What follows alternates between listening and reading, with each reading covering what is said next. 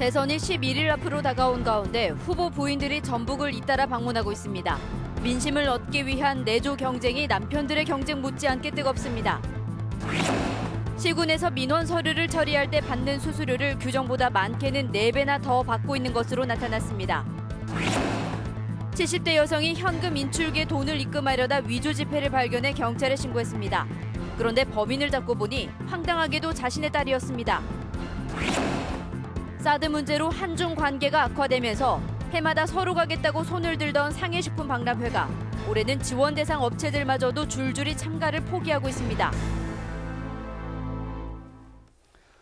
여러분 안녕하십니까? JTV 8시 뉴스입니다. 대선이 열흘 남짓 남은 가운데 후보 부인들이 잇따라 전북을 방문하고 있습니다. 네, 호남 민심을 얻기 위해 팔을 걷어붙이며 치열한 내조 경쟁을 펼치고 있습니다. 정원익 기자의 보도입니다.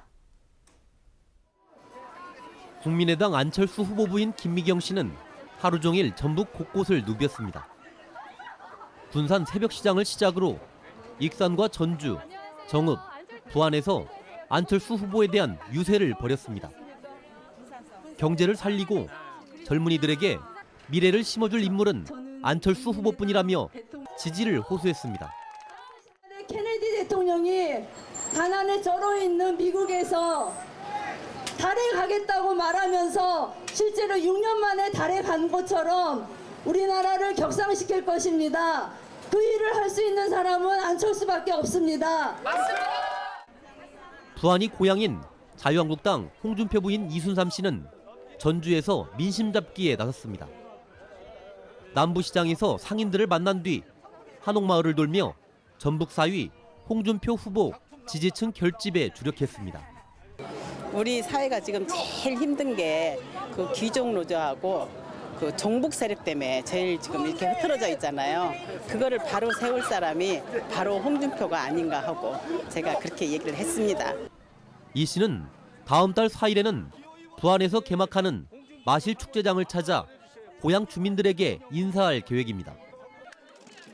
주말인 내일은 더불어민주당 문재인 후보 부인 김정숙 씨가 전북을 찾습니다.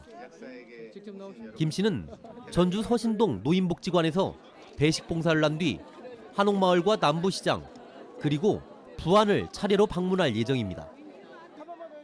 대선이 다가올수록 배우자들의 내조 경쟁도 갈수록 뜨거워지고 있습니다. JTB 뉴스 정원익입니다. 일부 자치단체들이 각종 민원 서류를 처리하면서 수수료를 규정보다 최고 4배나 더 받은 것으로 드러났습니다. 또한 민원조정위원회를 한 번도 열지 않는 등 민원 행정이 부실한 것으로 확인됐습니다. 송창용 기자가 보도합니다. 만주군에서 내수면 어업을 허가받기 위해 내는 신청서의 수수료는 만원입니다. 정부에서 정한 표준금액 5,000원보다 2배나 비쌉니다. 내수면 유해어법 사용허가 신청 수수료 역시 만원, 표준금액은 3,000원입니다. 부안군과 군산시 또한 마찬가지입니다. 2배에서 최고 4배의 수수료를 받고 있습니다. 정부에서 민원인의 부담을 덜기 위해 표준금액을 정했지만 시군에서 이를 따르지 않고 있는 겁니다. 그 지역 여러 가지 재정 형태나 여러 가지 봐가지고 그 금액 할 수가 있어요. 전체 시군이 다 똑같은 것은 아니에요. 갈등을 겪는 민원을 중재하기 위한 민원조정위원회는 대부분의 지자체에서 개점 유업 상태입니다. 전라북도와 정읍, 김제, 장수 등 6개 지자체에서 지난 2년 동안 한 번도 열지 않았습니다. 민원인에게 정확한 정보를 주기 위해 열흘 안에 홈페이지에 공개하도록 돼 있는 지방건축위원회 심의 결과도 대부분의 시군이 공개하지 않았습니다. 객관성과 투명성에 논란이 있을 수밖에 없습니다. 감사원 감사 결과 이 밖에 전라북도는 체육시설업 등록 신청서 등 각종 민원 서식을 홈페이지에 올려놓지 않았고 14개 시군 또한 민원 서식 등록을 소홀히 한 것으로 드러났습니다. 감사원은 여전히 많은 지자체가 민원 업무를 소극적으로 처리하고 문제점을 개선하지 않고 있다며 시정을 촉구했습니다. JTB 뉴스 송창용입니다. 세계 최대 식품 박람회 가운데 하나인 중국 상해 박람회는 해마다 국내 업체들이 서로 참가하겠다며 줄을 설 정도로 인기가 높은 행사입니다. 하지만 이 사드 문제로 중국 내 분위기가 갈수록 악화되면서 지원 대상으로 선정된 업체들까지 줄줄이 참가를 포기하는 사태가 빚어졌습니다. 이승환 기자의 보도입니다. 지난 2월 도내 대중국 농수산식품 수출액은 499만 달러, 1년 만에 무려 20% 이상 빠졌습니다. 수출업체들의 위기감은 단순히 이 같은 수출 감소폭에 비해 훨씬 더 큽니다. 다음 달 상해 식품박람회를 앞두고 도내 7개 업체가 참가비 지원 대상으로 뽑혔지만 무려 5개 업체나 참가를 아예 포기했습니다. 수출은커녕 신변 안전마저 장담할 수 없다는 걱정까지 나오고 있기 때문입니다. 오히려 더 이제 손해가 있지 않을까 그런 우려와 걱정 때문에 사실은 포기를 했죠. 상해 박람회는 워낙 인기가 높고 참가 비용까지 1,000만 원가량 지원돼 선정업체가 참가를 포기한 건 이번이 처음입니다. 몇 해 전 일본에서 극우 혐한 시위가 번졌을 때도 동경 식품 박람회는 정상적으로 참가했지만 중국의 상황은 그만큼 심각하다는 얘기입니다. 세계에서 가장 큰 박람회 중에 하나고 그런 박람회는 업체들이 서로 참가를 하려고 하는 그런 인기 있는 박람회이기 때문에 취소 사태라는 것은 전혀 없었죠. 농수산식품유통공사는 이 때문에 중국 시장 진출 사업도 최근 급신장하고 있는 베트남과 태국 등지로 분산 배치하는 한편 신규 시장 개척 활동을 확대할 계획입니다. 전문가들은 중국 시장이 포기할 수도 없고 포기해서도 안 되는 지역인 만큼 바이어들과의 접점을 꾸준하게 넓혀가면서 한중 관계가 정상화될 때를 대비해야 한다고 조언합니다. JTB 뉴스 이승환입니다. 전북도의회가 삼성의 새만금 투자 무산을 따지는 특위를 펼치는 가운데 어제 삼성의 고위 간부 2명이 도의회와 새만금 투자가 어렵다고 말했습니다. 삼성전자 상생협력센터 대외협력팀 이모 상무와 박모 부장은 풍력발전기와 태양전지 사업에서 철수해 새만금의 투자가 어렵다며 다시 한번 투자 철회 의사를 밝혔습니다. 그러나 전북도의회는 삼성의 미래전략실 해체 이후 사라진 소통창구를 이모 상무로 정했다고 의미를 부여해 투자 무산으로 크게 실망하는 도민정서와 전혀 다른 모습을 보였습니다. 군산항을 통해 수출되는 자동차 물동량이 감소하고 있습니다. 목포항 등 인근 항만들과의 유치 경쟁 때문입니다. 전라북도와 군산시가 환적 차량에 대한 보조금 지원조례를 개정해 유치 활동에 나서기로 했습니다. 김진영 기자가 보도합니다. 지난 1, 2월에 군산항에 처리한 자동차 물동량은 29,107대입니다. 지난해 같은 기간에 비해 무려 27%나 줄었습니다.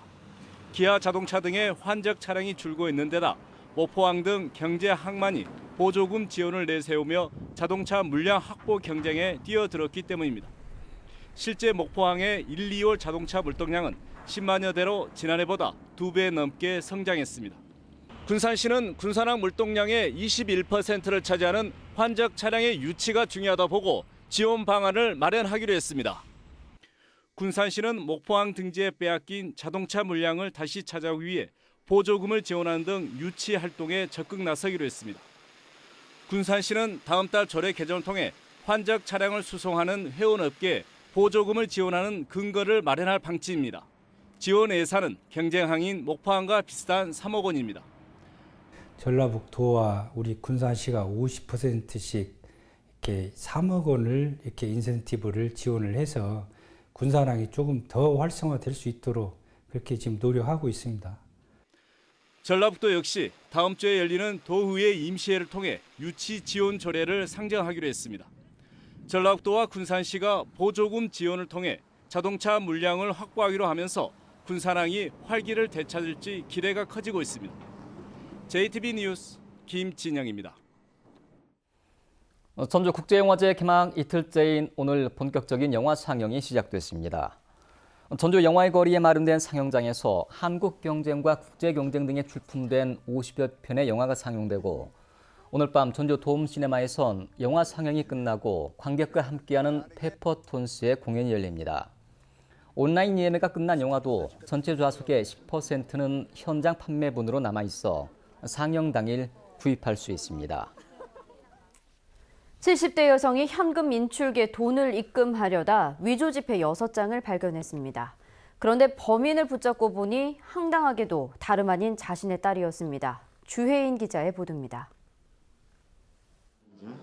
한 여성이 현금 인출기 앞에 다가섭니다. 얼마 지나지 않아 무슨 문제가 생겼는지 통장을 거듭 확인하더니 직원을 부릅니다. 은행원이 71살 A씨가 건넨 돈을 살펴보니 5만 원권 6장이 모두 위조 지폐였습니다. 고객님께서 시디기에 입금을 하시다가 돈이 자꾸 걸리니까 이제 시간이 지체가 되어서 다른 지폐에 비해 두께가 두껍고 색깔이 많이 이렇게 노랗다 보니까 한눈에 봐도 위조 지폐임을 알고 바로 경찰서에 신고하게 되었습니다. 황당하게도 범인은 A씨의 딸인 39살 B씨였습니다. B씨는 돈이 필요할 때마다 부모님의 비상금을 몰래 가져간 뒤 위조 지폐를 만들어서 채워 넣었습니다. 월급을 받으면 다시 진짜 지폐로 바꾸는 치밀함도 보였습니다. 하지만 최근 어머니가 비상금을 다른 곳으로 옮기는 바람에 미처 위조 지폐를 빼내오지 못하면서 덜미를 잡혔습니다. 이것이 박 씨가 만든 위조 지폐인데요.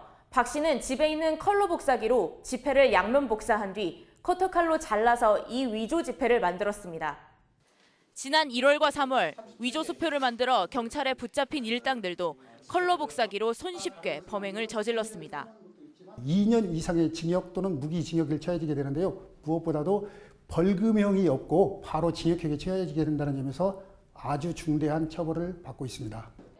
경찰은 의심 가는 지폐를 받을 경우 은선과 홀로그램을 확인해야 피해를 줄일 수 있다고 조언했습니다. JTB 뉴스 주혜인입니다. 국민의당이 사적 모임인데도 문재인 후보를 지지했다는 이유로 재경 전북도민회 회장 등을 공직선거법 위반 혐의로 고발하자 민주당이 고발 철회를 촉구했습니다. 민주당은 공직선거법에 따라 향후회와 종친회, 동창회 같은 사적 모임이 선거운동을 할 수 없지만 재경 전북도민회의 경우 사단법인이라 사적 모임으로 볼 수 없다며 국민의당이 법리를 오해했다고 주장했습니다. 그러나 국민의당이 고발 철회를 거부해 검찰의 수사 결과에 따라 선거법 위반 여부가 가려지게 됐습니다. 더불어민주당 고창군 지역위원회는 문재인 후보 비방글이 한 SNS 단체 대화방을 통해 유포된 사실을 포착하고 오늘 오후 지역 선관위에 이 같은 내용을 신고했습니다.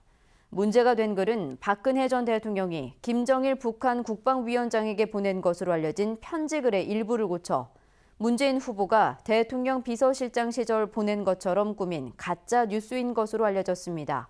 신고를 받은 고창 선관위는 사실관계를 확인 중이라고 밝혔습니다. 익산소방서가 휴게실 공사와 건강검진 용역을 발주하면서 부적정하게 수의 계약을 한 것으로 드러났습니다. 전라북도 감사 결과 익산소방서는 지난 2015년 휴게실과 심신안정실 공사를 추진하면서 계약업체가 중소기업청이 인정한 여성기업이 아닌데도 대표가 여성이라는 이유로 부당하게 수의 계약을 했습니다. 또한 2015년부터 지난해까지 소방공무원 건강검진 용역을 추진하면서 공개 입찰을 하지 않고 임의로 검진기관을 선정한 것으로 확인됐습니다. 검찰이 특정 후보를 돕기 위해 경로당에 물품을 지원한 혐의로 전주시의회 서선희 의원의 사무실과 자택을 압수수색했습니다. 전주지검은 오늘 오전 서 의원의 자택과 사무실에서 컴퓨터 하드디스크 등 관련 자료를 압수해 살펴보고 있다고 밝혔습니다. 서 의원은 지난 4월 도의원 보궐선거에 출마한 특정 후보를 돕기 위해 재량사업비로 경로당 2곳에 텔레비전과 냉장고 등 400만 원 상당의 물품을 기부한 혐의를 받고 있습니다. 전북경찰청 광역수사대는 관급 공사를 수주하도록 돕는 대가로 건설업체로부터 차량을 받은 혐의로 전북의 한 일간지 기자 A씨를 불구속 입건했습니다. A씨는 지난해 11월 부안군이 발주한 줄포만 해안탐방로 개설 공사를 특정 하도급 업체가 수주하도록 공무원에게 압력을 행사한 뒤 그 대가로 수천만 원 상당의 승용차 한 대를 받은 혐의입니다. 전북은 오늘 21도에서 24도에 머물며 대체로 맑았습니다. 주말인 내일도 맑은 날씨 속에 낮 최고 기온이 28도까지 오르겠습니다. 아침 최저 기온은 4도에서 9도, 낮 최고 기온은 23도에서 28도로 오늘보다 3, 4도가량 높겠습니다. 미세먼지 농도는 보통 수준이 예상됩니다. 일요일인 모레도 대체로 맑겠고 밤부터는 구름이 많아지겠습니다.